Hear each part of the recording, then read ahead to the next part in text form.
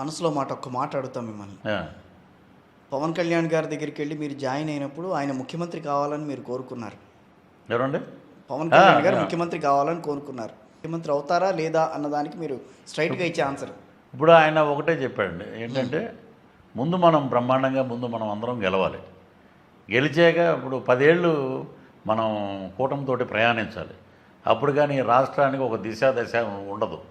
కాబట్టి ఇక్కడ పదవి కాదు మనకి కావాల్సింది, మనం ఎలాగా పేద ప్రజల సంక్షేమం ముందుకు తీసుకెళ్తామో అది ఆలోచించుకోవాలి మనం అని చెప్పి ఆయన ఇక్కడ రాజాం బహిరంగ సభలోనే చెప్పడం జరిగింది.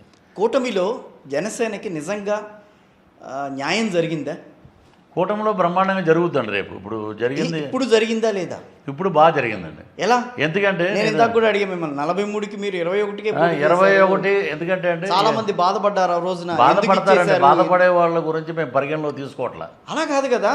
ఇప్పుడు పవన్ కళ్యాణ్ గారు అంటే ఒక అభిమానం ఉంటుంది. ఉందండి, 48 నియోజకవర్గాల్లో పోటీ చేస్తారని చెప్పి ఎక్స్పెక్ట్ చేశారు. కలిసి ఉన్నాం అందరం, 48 నియోజకవర్గాల్లో మనం పోటీ చేస్తూ ఉన్నారు. 24 అన్నారు, అది కాస్త 21కి వచ్చింది. చాలా బాధపడ్డా ఆ రోజు, చాలా మంది బాధపడ్డారు. కరెక్టే అండి. ఎందుకంటే నేను బాధపడటం కాదు, ఎక్కడికైనా మీటింగ్ వెళ్తే సీఎం అనటం కాదు, అది ఆపండి. బాధపడటం అంటే 105 సీట్లలో అందరినీ పోటీ చేయించాము. అప్పుడు సోకాళ్ళు లీడర్స్ ఎంతమంది బాధపడ్డారండి. మేము వచ్చేసామన్నారు, ఒకడు గెలిచాడు. ఎవరు కనపడలేదండి. ఇంత ముద్రగడ్డ పద్మనాభం ఇన్ని మాటలు, ఇంతమంది లీడర్స్ మాట్లాడుతున్నారు. అట్లీస్ట్ ఒక 1000 రూపాయలు పార్టీ ఫండ్ ఇచ్చారండి వీళ్ళు ఎవరైనా? ఇప్పుడు ఈ ఎమ్మెల్యేలకి మనం పార్టీ ఫండ్ ఇవ్వాలి. ఆయన ఆస్తులన్నీ అమ్ముకున్నాడంటే, ఆయన ఒక ఆస్తి అమ్మి లాస్ట్ ఇయర్ 7 కోట్లు ఇన్కమ్ ట్యాక్స్ కట్టాడు ఆయన. ఇలాంటి కద్దరు బట్టలు వేసుకున్నా కూడా కద్దరు వాసన అంటున్నటువంటి బ్రహ్మాండమైన నాయకుడు ఈ జనరేషన్లో ఉండటం మన అదృష్టం. బెయిలు మామూలుగా ఏదన్నా చిన్న గొడవ అయితే ఒకసారి రాకపోతే హెల్త్ ఇష్యూ, రెండోసారి రాకపోతే ఆయనకి బాగాలేదు, మూడోసారి పోలీసులు వచ్చి తీసుకెళ్ళిపోతారు. మరి వ్యవస్థను మేనేజ్ చేసింది మీరా చంద్రబాబు? No answer. పొన్నవాళ్ళు సుధాకర్ రెడ్డి గారు కుక్క పెట్టి ఏడుస్తాడు ఏంటో, చంటిపిల్లటి ఏడిచినట్టు. జగన్మోహన్ రెడ్డి గారికి ప్రమాదం ఉంది, నేను అయ్యో అంటాడు ఆయన. అంటే ఇవన్నీ బిస్కెట్లు, ఇవన్నీ మనం చూస్తుంటామండి. బిస్కెట్ వేసాడు, ఇచ్చారు, రేపొద్దున అన్నీ లాగుతారు కదండి బయటికి, మొత్తం బయటికి. ఈడీ అనేది ఒకటి ఉంది, నగిరి రోజా మీద లాగుద్ది మొత్తం. ఇప్పుడు జవహర్ రెడ్డి గారి దగ్గరికి వెళ్ళింది కథ సిఎస్ స్టేట్. కాబట్టి చట్టం ఎవరిని వదిలిపెట్టదండి. డెఫినెట్గా దీనికి బ్రహ్మాండమైన న్యాయం జరుగుద్ది. మనసులో ఒక్క మాట అడుగుతాం మిమ్మల్ని. పవన్ కళ్యాణ్ గారి దగ్గరికి వెళ్ళి మీరు జాయిన్ అయినప్పుడు ఆయన ముఖ్యమంత్రి కావాలని మీరు కోరుకున్నారు. ఎవరండి? పవన్ కళ్యాణ్ గారు ముఖ్యమంత్రి కావాలని కోరుకున్నారు. కానీ ఈ రోజున ఆయన ముఖ్యమంత్రి అవుతారా లేదా అన్నదానికి మీరు స్ట్రైట్గా ఇచ్చే ఆన్సర్. ఇప్పుడు ఆయన ఒకటే చెప్పాడండి, ఏంటంటే ముందు మనం బ్రహ్మాండంగా మనం అందరం గెలవాలి. గెలిచాక ఇప్పుడు 10 ఏళ్ళు మనం కూటమితోటి ప్రయాణించాలి. అప్పుడు కానీ రాష్ట్రానికి ఒక దశ ఉండదు. కాబట్టి ఇక్కడ పదవి కాదు మనకి కావాల్సింది, మనం ఎలాగా పేద ప్రజల సంక్షేమం ముందుకు తీసుకెళ్తామో అది ఆలోచించుకోవాలి మనం అని చెప్పి ఆయన ఇక్కడ రాజాం బహిరంగ సభలోనే చెప్పడం జరిగింది. కూటమిలో జనసేనకి నిజంగా న్యాయం జరిగిందా? కూటమిలో బ్రహ్మాండంగా జరుగుతుందండి. రేపు ఇప్పుడు జరిగిందా లేదా? ఇప్పుడు బాగా జరిగిందండి. ఎలా? ఎందుకంటే నేను ఇందాక కూడా అడిగా మిమ్మల్ని, 43కి మీరు 21 ఎందుకంటే అంటే చాలా మంది బాధపడ్డారు ఆ రోజున. బాధపడతారండి, బాధపడే వాళ్ళ గురించి మేము పరిగణలో తీసుకోవట్లా. మనసులో ఒక్క మాట అడుగుతాం మిమ్మల్ని. పవన్ కళ్యాణ్ గారి దగ్గరికి వెళ్ళి మీరు జాయిన్ అయినప్పుడు ఆయన ముఖ్యమంత్రి కావాలని మీరు కోరుకున్నారు. ఎవరండి? పవన్ కళ్యాణ్ గారు ముఖ్యమంత్రి కావాలని కోరుకున్నారు. కానీ ఈ రోజున ఆయన ముఖ్యమంత్రి అవుతారా లేదా అన్నదానికి మీరు స్ట్రైట్గా ఇచ్చే ఆన్సర్. ఇప్పుడు ఆయన ఒకటే చెప్పాడండి, ఏంటంటే ముందు మనం బ్రహ్మాండంగా మనం అందరం గెలవాలి.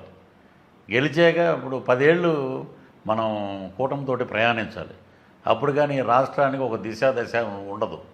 కాబట్టి ఇక్కడ పదవి కాదు మనకి కావాల్సింది, మనం ఎలాగా పేద ప్రజల సంక్షేమం ముందుకు తీసుకెళ్తామో అది ఆలోచించుకోవాలి మనం అని చెప్పి ఆయన ఇక్కడ రాజాం బహిరంగ సభలోనే చెప్పడం జరిగింది. కూటమిలో జనసేనకి నిజంగా న్యాయం జరిగిందా? కూటమిలో బ్రహ్మాండంగా జరుగుతుందండి. రేపు ఇప్పుడు జరిగిందా లేదా? ఇప్పుడు బాగా జరిగిందండి. ఎలా? ఎందుకంటే నేను ఇందాక కూడా వాళ్ళని తీసుకుని వెళ్తారు లండన్ ఇప్పుడు నేను బ్రహ్మాండంగా వరల్డ్ కప్ గెలుస్తున్నానండి, నేను ఇంకా ప్రాక్టీస్లో ఉంటా, బాగా కొట్టేస్తున్నాం వరల్డ్ కప్ మందే అని. నువ్వు ఎందుకు పారిపోయావు అక్కడికి? సామాన్యుడికి పెత్తందారులకి మధ్యలో, పేదవాడికి పెత్తందారికి మధ్యలో జరిగే యుద్ధం. అని ఆయన పేదవాడు, కడు పేదవాడు, గంటకి 12 లక్షలు ఖర్చు పెట్టి ఫ్లైట్లో లండన్ వెళ్తాడు. ఇది ఆంధ్ర రాష్ట్ర స్థితిగతులని మారుస్తుందంటే జూన్ 4వ తారీఖు. 13వ తారీఖునే అంతిమ తీర్పు ఇచ్చేశారు. జూన్ 4వ తారీఖున బాక్సులు బద్దలవుతాయి విత్ పోస్టల్ బ్యాలెట్తో పాటు. అందరినీ పోటీ చేయించాము. అప్పుడు సోకాళ్ళు లీడర్స్ ఎంతమంది బాధపడ్డారండి. మేము వచ్చేసామన్నారు, ఒకడు గెలిచాడు. ఎవరు కనపడలేదండి. ఇంత ముద్రగడ్డ పద్మనాభం ఇన్ని మాటలు, ఇంతమంది లీడర్స్ మాట్లాడుతున్నారు. అట్లీస్ట్ ఒక 1000 రూపాయలు పార్టీ ఫండ్ ఇచ్చారండి వీళ్ళు ఎవరైనా? ఇప్పుడు ఈ ఎమ్మెల్యేలకి మనం పార్టీ ఫండ్ ఇవ్వాలి. ఆయన ఆస్తులన్నీ అమ్ముకున్నాడండి.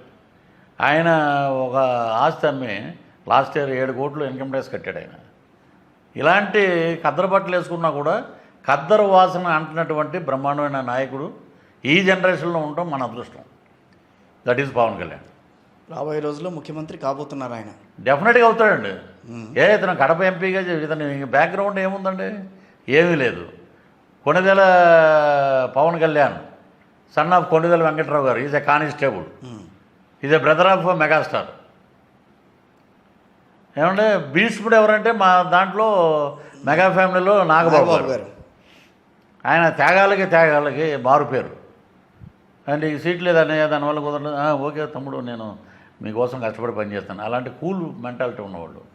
ఇంతమంది నాయకులు వెనకాలండి ఒక యోధుడు కోసం నిలబడ్డారంటే ఆ ఏజ్లో నాగబాబు గారి కోసం ఆయన పోటీ, ఆయన